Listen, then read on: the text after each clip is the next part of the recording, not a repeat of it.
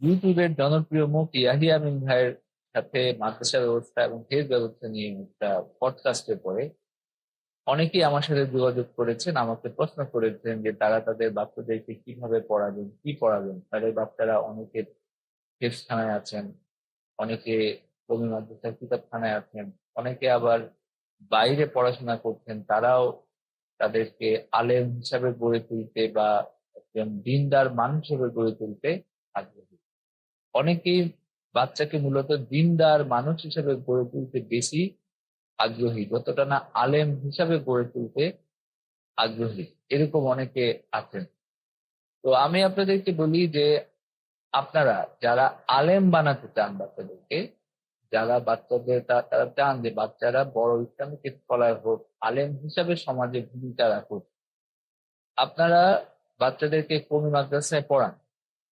কওমি মাদ্রাসায় যে বাচ্চাগুলো ভালো বড় মাদ্রাসা যেগুলো আছে ঢাকার, বাচ্চার একটা বয়স হওয়ার পরে বাচ্চাকে প্রাথমিক পড়াশোনাটা ঘরের কাছে রেখে পড়ানোর পরে যখন বাচ্চা বড় হবে, অর্থাৎ যখন তার মোটামুটি 10 থেকে 15 বছর মতো হবে, বাচ্চা যখন শক্তপোক্ত হবে, তখন আপনারা কওমি মাদ্রাসার যে কোনো একটা, ঢাকার যে বড় কওমি মাদ্রাসাগুলো আছে, এই কওমি মাদ্রাসাগুলোর যে কোনো একটার ইবতেদায়ীতে বাচ্চাকে ভর্তি করান। তবে পাশাপাশি আপনারা হলো তাদেরকে দাখিল আলিম যে মাদ্রাসার যে পরীক্ষাগুলো আছে, সরকারি মাদ্রাসা ব্যবস্থায় যে বোর্ড পরীক্ষাগুলো আছে, এগুলোতে অবশ্যই অংশগ্রহণ করা। এইটা বাদ দিয়ে না, শুধু কওমি মাদ্রাসার উপর নির্ভরশীল হবেন না। একটা হলো যে আপনার হইতে পারে যদি বাচ্চা ইংরেজিতে এত ভালো হয় না, তার প্রাথমিক পড়াশোনার কারণে সে যদি ইংরেজি অঙ্কে অনেক বেশি ভালো হয়, আপনি স্কুলের দিকেও যেতে পারেন, স্কুলের বোর্ড পরীক্ষাগুলো দেওয়াতে পারেন। সেটা সম্ভব না হলে, যেহেতু আরবির সাথে একটা মিল আছে, আরবি সাবজেক্ট গুলো সহজ হবে, আপনারা অবশ্যই আপনাদের বাচ্চাদেরকে দাখিল আলিম পরীক্ষাগুলো দেন।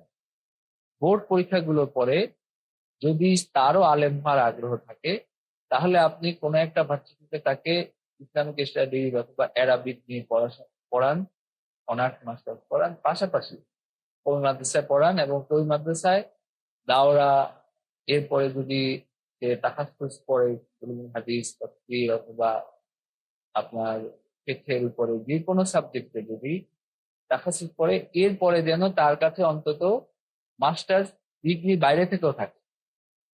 এটা ঠিক যে ওই মাদ্রাসা সম্প্রতি মাস্টার্সের ডিগ্রি পেয়েছে, কিন্তু এটা ততটা কার্যকর নয়। সে যদি সমাজে আলেম হিসাবে, ইসলামিক স্কলার হিসাবে, চিন্তাবিদ হিসাবে ভূমিকা রাখতে চায়, তার জন্য বাইরে থেকে ইসলামিক স্টাডিজের ডিগ্রি থাকাটা জরুরি। এখন এখন পর্যন্ত জরুরি। ভবিষ্যতে ওই মাদ্রাসার অনেক উন্নতি হবে, মানে সার্টিফিকেট ব্যবস্থার অনেক বেশি বৈপ্লবিক পরিবর্তন হবে, এরকম লক্ষণ সেভাবে নাই। তো সুতরাং ওটার উপর নির্ভরশীল কোনোভাবেই হওয়া যাবে না। এটা আমি সবাইকে বলবো, যাদের বাচ্চা অলরেডি কোনো করছে, যারা কোনো মাদ্রাসা দেওয়ার চিন্তা করছেন, যারা বাচ্চাদেরকে আলেম বানাতে চান, বাচ্চাদেরও আগ্রহ আছে, এরকম সবাইকে আমি বলবো যে আপনারা অবশ্যই কোনো কোনো মাদ্রাসায় পড়ান, ভালো কোনো মাদ্রাসাগুলোতে পড়ান। ভুল না, ওই যে একটা ফ্ল্যাট ভাড়া নিয়ে মাদ্রাসা করে ফেলতে এরকম না। বরং বড় কোনো কোনো মাদ্রাসায় আপনারা পড়ান। কিন্তু পাশাপাশি আপনি অবশ্যই বাইরে থেকে তার একটা ডিগ্রি নেওয়ার ব্যবস্থা করেন। কারণ কোনো মাদ্রাসার যে সার্টিফিকেশন ব্যবস্থা, যে আপনার যেভাবে এখনো হাইয়াতুল আলিয়া একটা করা হয়েছে, কিন্তু এটার উপরে নির্ভর করার মতো সময় এখনো আসেনি। আর যারা বাচ্চাদেরকে আসলে স্কুলে পড়াতে চান, কিন্তু চান যে বাচ্চা একটা দিনী পরিবেশ পাক, দিনী শিক্ষা পাক, তাদেরকে আমি বলবো যে আপনারা আফটার স্কুল বাচ্চাদেরকে ভালো একটা প্রতিষ্ঠান বা টিচারের মাধ্যমে আপনার হলো তাকে দিনের প্রাথমিক জ্ঞান, তারপরে হলো তাকে কোরআন বুঝার মতো আরবি, এটা শেখানোর ব্যবস্থা করেন। তাকে আপনি স্কুলেই পড়ান, কিন্তু পাশাপাশি তাকে দিনী শিক্ষা দেওয়ার চেষ্টা করেন, এবং যেন কোরআন সে বুঝে পড়তে পারে এই ব্যবস্থাটুকু আপনি করেন। এটা আফটার স্কুল ইসলামিক সেন্টার এরকম আমাদের দেশে অনেক বেশি নাই। আপনারা যদি আগ্রহী হন, অনেক বেশি মানুষ যদি হলো এরকম ব্যবস্থায় আগ্রহী হয়, তখন হয়তো আমরা অনলাইনেও এরকম ব্যবস্থা করতে পারি। কারণ এখন অনলাইনেও এরকম ছোট ছোট ইনস্টিটিউট চলে, যেখানে বাচ্চারা পড়াশোনা করে। যদি এরকম আগ্রহ বেশি থাকে, হয়তো অনলাইনে এই ধরনের ব্যবস্থা করা যেতে পারে, যে আফটার স্কুল 1 ঘন্টা সপ্তাহে 3 দিন 4 দিন হলেও, যেখানে বাচ্চারা অন্তত দিনের সংস্পর্শ পাবে, যেটা তারা স্কুলে পায় না। স্কুলে একটা ধর্ম ক্লাস থাকার কথা, কিন্তু সেটাতে আসলে তেমন কোনো পড়াশোনা হয় না, সরকারি স্কুলগুলোতেও হয় না। আর সাধারণ কোনো স্কুলে ভালো ব্যবস্থা থাকতে পারে, সেটা আমি সাধারণ বললাম যে আমাদের সামগ্রিক পরিস্থিতি অনুযায়ী।